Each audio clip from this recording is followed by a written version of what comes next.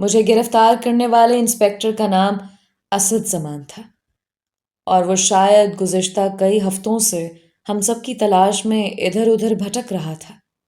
مجھے حوالات میں بند کر دیا گیا۔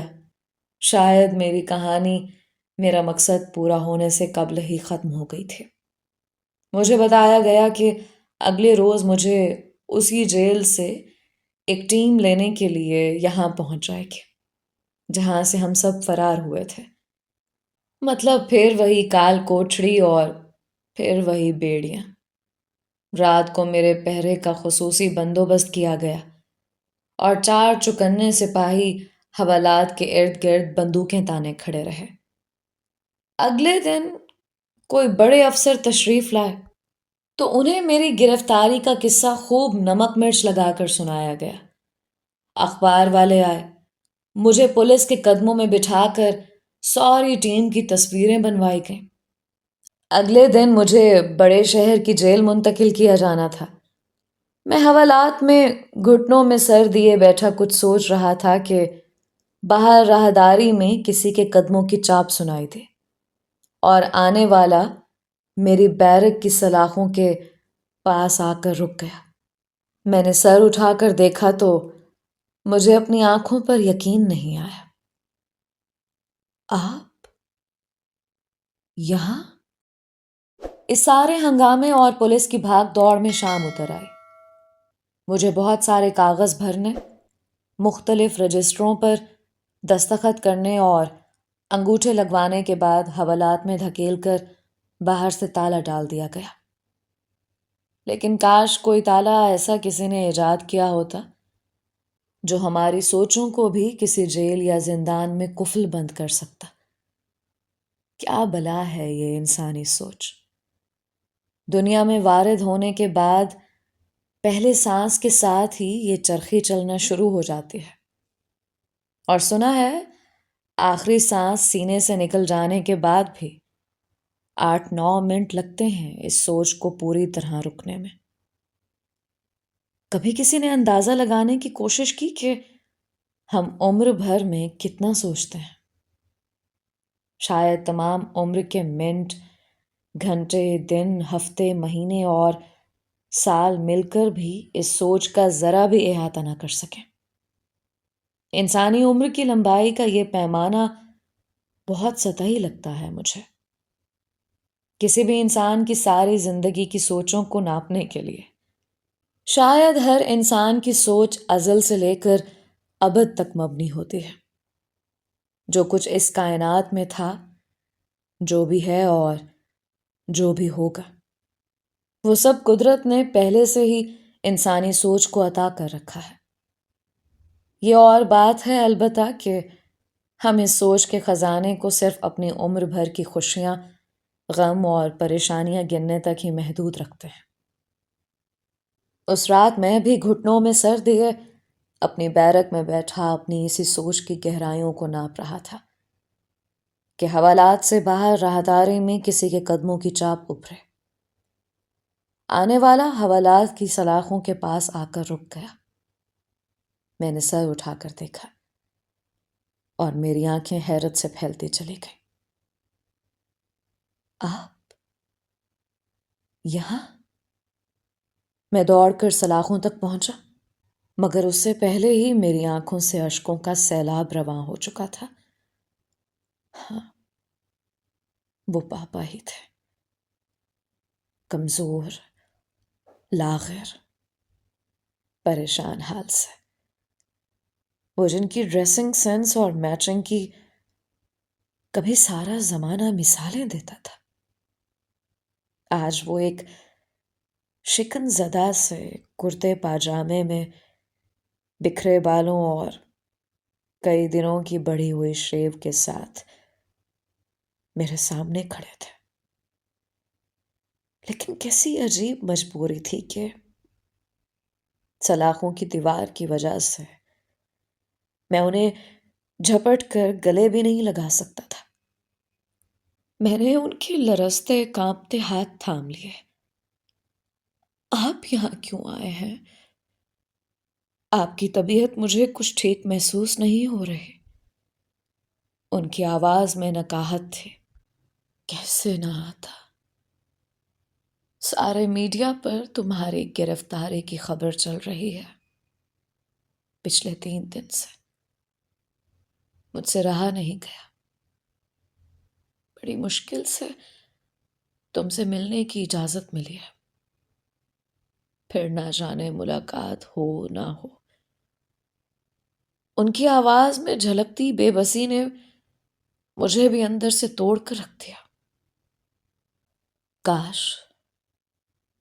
قدرت نے انہیں مجھ سا ناخلف بیٹا عطا نہ کیا ہوتا، کوئی ایسا وارث دیا ہوتا جو بڑھاپے میں ان کا سہارا بنتا، ان کا بوجھ اٹھاتا، انہیں ان کے آخری دنوں میں کوئی سکھ، کوئی آرام دیتا۔ میری جھولی میں تو صرف دکھ ہی دکھ بھرے تھے۔ ہم دونوں بہت دیر چپ چاپ یوں ہی سلاخوں کے آر پار کھڑے رہے۔ تبھی اچانک باہر کی جانب کچھ ہلچل ہوئی، ہوشیار آسان باش کی صدائیں ابھریں، اور ایک سپاہی راہداری میں بھاگتا ہوا ہماری طرف آیا۔ ہوشیار ہو جاؤ، بڑے جیلر صاحب آ رہے ہیں۔ اور بزرگوں، آپ یہاں کھڑے کیا کر رہے ہو؟ چلو جلدی خدا حافظی کرو قیدی سے، جیلر صاحب کا دورہ آیا ہے اچانک، یہ وقت ملاقات کا نہیں ہے۔ پاپا نے کچھ کہنے کی کوشش کی، لیکن اتنی دیر میں جیلر صاحب اپنے باقی عملے کے ساتھ راہداری میں داخل ہو چکے تھے۔ نچلا عملہ گھبرایا ہوا ان کے پیچھے لپکتا ہوا آ رہا تھا، اور وہ سیدھے میری بیرک کے قریب آ کر کھڑے ہو گئے۔ اچھا، تو تم ہو ساحر، بہت بھگایا ہے تم نے ہمیں، لیکن دیکھ لو، قیدی کو ایک نہ ایک دن سلاخوں کے پیچھے آنا ہی ہوتا ہے، چاہے وہ کہیں بھی چلا جائے۔ میں خاموش رہا۔ وہ پاپا کی طرف مڑے۔ یہ آپ کا بیٹا ہے؟ میرے پاس آپ دونوں کے لیے ایک اچھی خبر ہے۔ آج صبح ہی 7 کامران عرف سیڈ نامی لڑکے نے سارے میڈیا اور پریس کے سامنے پولیس کو اپنا بیان ریکارڈ کروایا ہے کہ سنی کی موت ساحر کے ہاتھ نہیں بلکہ اس کی چلائی ہوئی گولی سے ہوئی تھی۔ اس نے خود کو گرفتاری کے لیے بھی پیش کر دیا ہے، مگر اس کی بیماری اور بگڑتی ہوئی حالت کے پیش نظر اسے فی الحال اسی ہسپتال میں رکھا گیا ہے جہاں اس کا علاج جاری تھا پہلے سے۔ جیلر کی بات سن کر پاپا پر شادی مرگ کی سی کیفیت طاری ہو گئی۔ کیا آپ سچ کہہ رہے ہیں جیلر صاحب؟ یعنی اب میرا ساحر رہا ہو جائے گا؟ جیلر نے ان کا شانہ تھپ تھپایا۔ سزائے موت تو عدالت پہلی پیشی میں ہی ختم کر دے گی، کیونکہ اصل مجرم نے اقبال جرم کر لیا ہے۔ البتہ جیل توڑ کر بھاگنے کا کیس باقی رہے گا، مگر کوئی بھی اچھا وکیل جرم اور سزا کی بنیاد ختم ہو جانے کی دلیل پر آپ کے بیٹے کو جلد ضمانت پر رہا کروا لے گا۔ مجھے امید ہے عدالت ساحر پر قتل کا الزام ختم ہو جانے کے بعد اس کے ساتھ نرمی کا برتاؤ روا رکھے گی۔ پاپا کا بس نہیں چل رہا تھا کہ وہ سارے زمانے میں میری بے گناہی کا ڈھنڈورا پیٹ کر مجھے اسی وقت جیل سے چھڑا کر لے جائیں۔ جیلر کے جانے کے بعد بھی وہ بہت دیر تک میرا ہاتھ پکڑے روتے رہے، مگر آج یہ ان کے خوشی کے آنسو تھے۔ میں نے انہیں سیٹ کی بیماری کے بارے میں بتایا۔ مجھے عدالت میں اپنا بیان ریکارڈ کروانا ہوگا پاپا۔ سیٹ کے ہاتھوں گولی غلطی سے چل گئی تھی۔ وہ سنی کو مارنا نہیں چاہتے تھے۔ یہ قتل عمد نہیں، قتل خطا کا کیس ہے۔ اور پھر جیسے جیلر صاحب نے بتایا تھا، ٹھیک 3 ہفتے بعد عدالت نے مجھے ضمانت پر رہا کر دیا۔ مجھ پر جیل توڑ کر بھاگنے کا الزام ابھی باقی تھا، مگر میرے وکیل کو یقین تھا کہ عدالت میرے جیل میں گزارے سالوں کو ہی میری قید میں شمار کر کے میرے جرم کی باقی سزا معاف کر دے گی۔ پاپا نے سلمان دانش کے گھر جا کر ان سے سنی کی موت کی تعزیت کے ساتھ ساتھ یہ درخواست بھی کی کہ وہ سیٹ کو معاف کر دیں۔ کوئی بھی ان کے بیٹے کی جان نہیں لینا چاہتا تھا۔ سیٹ کی بیماری کا سن کر خود سنی کے ڈیڈ بھی اندر سے ٹوٹ کر رہ گئے تھے۔ ایک اندھیری رات میں شروع ہونے والی سیٹ، سنی اور میری کہانی کا انجام قریب تھا، مگر اس رات اور بھی بہت سی کہانیوں کا اختتام ہوا۔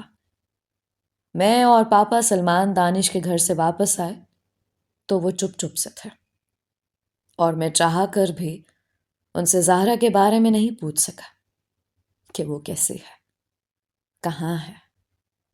آخر انہوں نے رات گئے خود ہی بات چھیڑ دی۔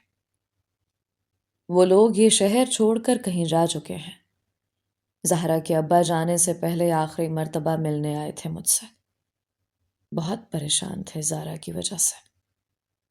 کہہ رہے تھے کہ جب تک وہ لوگ اس شہر میں رہیں گے، زہرا کے ذہن سے میرا خیال نہیں نکل پائے گا، اس لیے وہ لوگ یہاں سے ساری جائیداد بیچ باچ اور اپنا کاروبار سمیٹ کر کسی دوسرے شہر جانے کا سوچ رہے ہیں۔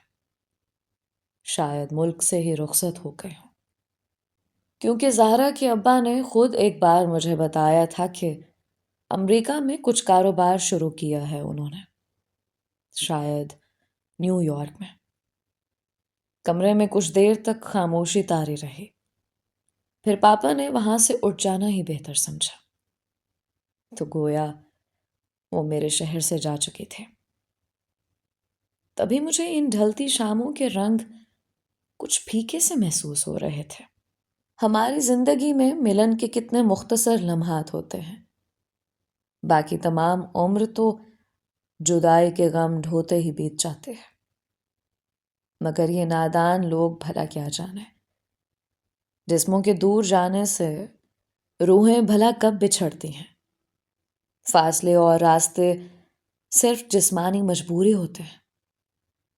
روح سے روح کے ملن کی پرواز کو کوئی نہیں روک پایا آج تک، بس ایک ذرا پلکیں موند لینے کی دیر ہوتی ہے۔ بچھڑا یار سامنے کھڑا نظر آتا ہے۔ میں نے بھی تھک کر اپنی پلکیں موند لی۔ اگلے روز پھر صبح سے گھر میں پاپا کے ملاقاتیوں کا ایک ہجوم جمع تھا، انہیں مبارکباد دینے کے لیے، مگر میرا مختار پور پہنچنا بہت ضروری تھا۔ مجھے شہریار کے اتالیق استاد اکبر کے گھر پہنچنا تھا، تاکہ مہرو کی کہانی کا آخری سرا جوڑ سکوں۔ پاپا نے میری بے چینی محسوس کر لی تھی، اور وہ جانتے تھے کہ میرے پیروں میں قدرت نے ایک ایسا اندیکھا چکر ڈال رکھا ہے جس سے میں خود بھی آزاد نہیں ہونا چاہتا تھا۔ میں نے انہیں مہرو اور کرمے کی ساری روداد پہلے ہی سنا دی تھی، لیکن میں ان سے جانے کی اجازت لینے سے کترا رہا تھا، مگر وہ بھی میرے ہی پاپا تھے۔ شام کو خود میرے کمرے میں آئے اور مسکرا کر پوچھا، تو پھر کب جا رہے ہو تم اس لڑکی کو ڈھونڈنے کے لیے؟ بھائی وعدہ کیا ہے تو اب نبھانا تو پڑے گا تمہیں۔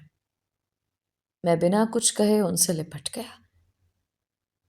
آپ پیچھے اداس تو نہیں ہو جائیں گے؟ میرا سفر تو لمبا ہے۔ انہوں نے میرا سر تھپ تھپایا۔ سچ کہوں تو اداسی تو ہوگی، مگر میں ساحر کو تو شاید روک بھی لوں، مگر عبداللہ کو بھلا کیسے روک پاؤں گا اس کا فرض ادا کرنے سے؟ تم جاؤ اطمینان سے، بس فون کرتے رہنا اور رابطے میں رہنا مجھ سے، تاکہ میرا دل بھی مطمئن رہے۔ تب تک میں زہرا کے خاندان کا اتا پتہ معلوم کرنے کی کوشش کرتا ہوں۔ وہ مسکرا دیے اور میں رو پڑا۔ دنیا میں باپ سے اچھا دوست اور کون ہو سکتا ہے، اور باپ بھی میرے پاپا جیسا، غمگسار، ہمدرد اور ہمراز۔ اگلی صبح اسٹیشن سے پہلی گاڑی نے لمبی سیٹی کے بعد پلیٹ فارم چھوڑا تو وہ آخری وقت تک کھڑے ہاتھ ہلا کر مجھے الوداع کہتے رہے۔ پاپا چاہتے تھے کہ میں ان کی بڑی گاڑی ڈرائیور سمیت ساتھ لے جاؤں، مگر میں نے انہیں سمجھایا کہ اب یہ لوازمات اور تعیشات میری راہ میں رکاوٹ بن سکتے ہیں۔ میری صبحوں اور شاموں کا اب کوئی ٹھکانہ نہیں، اور میرا گزر جن تنگ گلیوں اور ویرانوں سے ہوتا ہے وہاں ایسی کروزنگ گاڑیوں اور جدید سواریوں کا کوئی کام نہیں۔ اگلی شام عصر کے بعد گاڑی استاد اکبر کے شہر میں داخل ہوئے تو پچھلی رات کے چند ادھ پر سے بادلوں نے مجھے خوش آمدید کہا۔ پلیٹ فارم کے پکے اینٹوں والے فرش پر رکے پانی کے چند عارضی ٹکڑوں میں میرا شکستہ چہرہ نظر آیا تو گلابی بادل ہنس پڑے، جیسے کہہ رہے ہوں کہ یہ تم نے اپنا کیا حال بنا رکھا ہے عبداللہ۔ مگر مجھے اپنا حال سنوارنے کی فرصت ہی کب تھی بھلا۔ میں نے استاد اکبر کے گھر کے دروازے پر ٹھیک 4 ہفتوں بعد دوبارہ دستک دی تو میرا دل اتنی زور سے دھڑک رہا تھا جیسے آج وہ یہ پنجرہ توڑ ہی ڈالے گا۔ کچھ ہی دیر میں دروازہ کھلا اور ایک 15-16 سالہ نوجوان نے باہر جھانک کر دیکھا۔ جی فرمائیے۔ میں نے خود کو سنبھالنے کی کوشش کی۔ استاد اکبر صاحب سے ملنا ہے مجھے۔ وہ یہیں رہتے ہیں نا؟ نوجوان نے مشکوک نظروں سے مجھے دیکھا۔ آپ کون؟ اور کہاں سے آئے ہیں؟ میرے الفاظ گڈمڈ ہونے لگے۔ اس لڑکے نے انکار نہیں کیا تھا کہ استاد اکبر وہاں نہیں رہتے۔ میں عبداللہ، ان کے پاس میری ایک امانت ہے دراصل، میں وہی لینے آیا ہوں۔ اس لڑکے کے تنے ہوئے اعصاب معمول پر آنے لگے۔ اچھا، آپ نظام آباد سے آئے ہیں؟ چچا جان نے تو آخری وقت تک آپ کا انتظار کیا، مگر آپ نے دیر کر دی۔ وہ تو نکل پڑے گھنٹہ بھر پہلے۔ آج شام کی گاڑی سے وہ بھی نظام آباد ہی جا رہے ہیں۔ کہہ رہے تھے کہ آپ کی امانت بھی وہیں آپ کے سپرد کر دیں گے۔ وہ لڑکا نہ جانے مجھے کون سمجھ رہا تھا، مگر میرے قدموں تلے سے زمین سے رکھنے لگی تھی۔ میں جس گاڑی سے مختار پور پہنچا تھا اسی پلیٹ فارم کے پچھلی جانب پلیٹ فارم نمبر 2 سے دوسری گاڑی نظام آباد جا رہی تھی۔ کون جانے اسٹیشن سے نکلتے وقت میں اور مہرو ایک دوسرے کے سامنے سے گزرے ہوں۔ استاد اکبر کے گھر سے نکلنے والے لڑکے کا نام جمال تھا، اور وہ میری پریشانی دیکھ کر خود بھی پریشان ہو گیا۔ میں نے جلدی سے پوچھا، اور ان کے گھر والے؟ مطلب کیا کوئی پیچھے ہے ان کے گھر والوں میں سے جس سے میں کچھ بات کر سکوں؟ نہیں، وہ سب لوگ چچا کے ساتھ ہی گئے ہیں۔ مگر اگر آپ کو ان سے ضروری ملنا ہے تو آپ کوشش کر دیکھیں، ابھی شام کی گاڑی نکلنے میں کچھ وقت باقی ہے۔ میں نے جمال سے عجلت میں التجا کی کہ میں اس شہر میں نیا ہوں، کسی عام راستے سے اسٹیشن پہنچنے کی کوشش کروں گا تو کہیں لیٹ نہ ہو جاؤں، لہٰذا وہ بھی میرے ساتھ چلے تو اس کی بڑی مہربانی ہوگی۔ جمال نے کچھ سوچنے کے بعد سر اٹھایا۔ چلیں ٹھیک ہے، مگر ہمیں ٹیکسی لینی ہوگی۔ میں نے تقریباً بھاگتے ہوئے گلی پار کی اور خوش قسمتی سے نکڑ پر ہی ایک خالی ٹیکسی مل گئی۔ میں جمال پہ یہ ظاہر نہیں کرنا چاہتا تھا کہ میں نے آج تک استاد اکبر کو دیکھا ہی نہیں ہے، تو پہچانوں گا کیسے؟ جمال ٹیکسی والے کو مختلف اندرونی گلیوں سے راستہ بتا رہا تھا، اور میں سارے راستے یہ دعا کرتا رہا کہ کہیں نظام آباد کی گاڑی نکل نہ جائے۔ نظام آباد بہت بڑا شہر تھا، اور وہاں استاد اکبر کو ڈھونڈنا ناممکن تھا میرے لیے۔ جمال کے بقول چچا نے گھر میں کسی کو اپنے نئے پتے کے بارے میں خبر بھی نہیں کی تھی۔ شاید استاد اکبر کو شک ہو چلا تھا کہ کوئی ان تک پہنچنے کی کوشش میں ہے۔ اسٹیشن پہنچتے ہی ہم یوں پلیٹ فارم کی طرف لپکے جیسے ہم دونوں کی اپنی آخری گاڑی چھوٹ رہی ہو۔ پلیٹ فارم نمبر 2 سے نظام آباد کی گاڑی کی روانگی کا آخری اعلان ہو رہا تھا۔ جمال بےتابی سے مختلف ڈبوں میں جھانک رہا تھا، اور میں اس کا ساتھ دینے کے لیے قدم سے قدم ملائے بھاگتا رہا۔ اچانک جمال زور سے چلایا، وہ رہے! گاڑی نے سرکنا شروع کر دیا۔ جمال نے زور سے ان کا نام پکارا، اکبر چچا، آپ کے مہمان۔ میں نے جمال کے اشارے کے تعاقب میں دیکھا۔ ایک باریش بزرگ برقعوں میں ملبوس 3 عورتوں کے ساتھ عام درجے والی بوگی میں بیٹھے تھے۔ انہوں نے گھبرا کر جمال کی طرف دیکھا۔ میں سرکتی ٹرین کے دروازے سے اندر چڑھ گیا۔ جمال نے مسکرا کر ہاتھ ہلایا۔ اس کی محنت وصول ہو گئی تھی، مگر استاد اکبر کے چہرے سے مسکراہٹ غائب ہو چکے تھے، اور اگر گاڑی رفتار نہ پکڑ چکی ہوتی تو وہ ضرور اپنے اہل خانہ کو لے کر ٹرین سے اتر چکے ہوتے۔ میں نے دانستہ اس حصے میں بیٹھنے سے گریز کیا جہاں استاد نے کمپارٹمنٹ کے ایک کونے میں کوئی کپڑے کی چادر باندھ کر عورتوں کے لیے ایک الگ پردے کی اوٹ بنا رکھے تھے۔ کچھ دیر تک وہ کچھ بدحواس اور نپی تلی نظروں سے مجھے دیکھتے رہے، پھر بولے تو آواز بہت دھیمی تھی، میں نے تمہیں پہچانا نہیں میاں۔ میں نے براہ راست بات کی، مجھے نواب شہریار نے آپ کا پتہ دیا ہے۔ میں وہ امانت واپس لینے آیا ہوں جو شہریار نے آپ کو سونپے تھے۔ استاد اکبر کو جیسے ایک زور کا جھٹکا لگا اور ان کی آواز کپ کپا گئی۔ تم کون ہو؟ کیا نواب تیمور نے تمہیں بھیجا ہے؟ نہیں، اور خدا کے لیے یہ مت کہیے گا کہ مہرو آپ کے پاس نہیں ہے۔ میں صدیوں کی مسافت طے کر کے یہاں تک پہنچا ہوں۔ مہرو کی بوڑھی لاچار ماں اس کا رستہ دیکھ رہی ہے۔ میری بات ختم ہوتے ہی بوگی کے درمیان ٹنگی چادر کے پیچھے سے کسی کے سسکنے کی آواز سنائی تھی۔ شاید کسی کے ضبط کا بندھن اسی لمحے ٹوٹا تھا۔ استاد اکبر نے بے چینی سے پہلو بدلا۔ کون مہرو؟ میرا مطلب ہے اس کی ماں تو لاپتہ ہو گئی تھی، اور پھر کسی نے خبر دی کہ وہ قضائے الہی سے۔ میں نے بات کاٹی، نہیں، مہرو کی ماں زندہ ہے، البتہ در بدر اور خوار ہے، اپنے حواس کھو کر گاؤں گاؤں بھٹکتی پھر رہی ہے۔ شاید مہرو کو اپنی نظروں کے سامنے دیکھ لے تو اسے بھی قرار آ جائے۔ استاد اکبر نے شدید کشمکش کے عالم میں میری طرف دیکھا۔ مجھے یوں لگا جیسے پردے کے پیچھے سے ابھی کوئی نکل آئے گا۔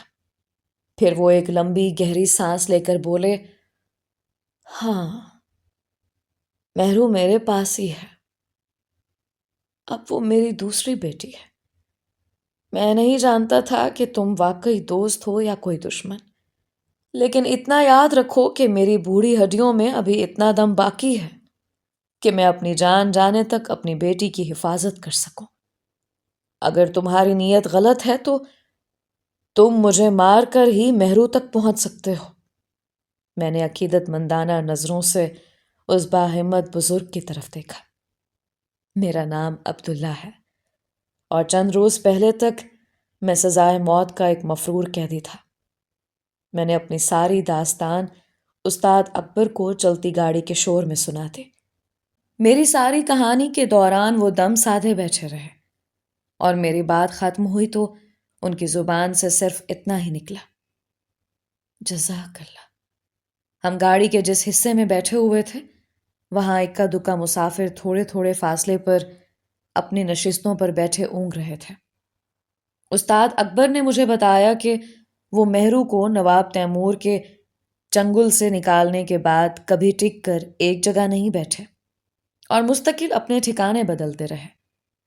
انہیں یہ اندازہ تھا کہ نواب سب سے پہلے مہرو کے گھر اور گاؤں پر پہرے بٹھائے گا، اس لیے انہوں نے دانستہ مہرو کے گاؤں کا رخ نہیں کیا اور مہرو کو اپنے خاندان سمیت لے کر مستقل روپوشے اختیار کیے رہے۔ 8-9 ماہ بعد ڈرتے ڈرتے اپنے کسی دوست کو مہرو کے گاؤں اس کے گھر والوں کی خبر لینے کے لیے بھیجا تو باپ کی پھانسی اور ماں کے صدمے میں چل بسنے کی اطلاع ملے۔ ادموئی مہرو یہ سن کر بالکل ہی بستر سے جا لگے، اور استاد اکبر کی ذمہ داریاں بڑھتی چلی گئیں۔ نظام آباد کے سفر کا بھی یہ مقصد تھا کہ شہر کے کسی بڑے ہسپتال اور قابل ڈاکٹر تک اس کے علاج کے لیے رسائی ہو۔ استاد اکبر کچھ دیر اپنے لفظ جوڑتے رہے، اور پھر کمزور سے لہجے میں پردے کی طرف منہ کر کے بولے، لے آؤ بھائی مہرو کو، یہ تو محسن ہے ہمارے۔ میری نظریں جھک گئیں اور کسی برقع پوش خاتون نے بوگی کے درمیان لٹکی پردے کی دیوار ہٹا دی۔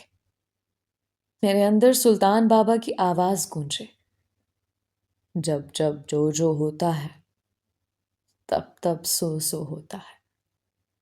میری اور مہرو کی ملاقات اسی ٹرین کے ڈبے میں طے تھے۔ پردہ ہٹا اور سارے ڈبے میں جیسے زردی سے پھیل گئی۔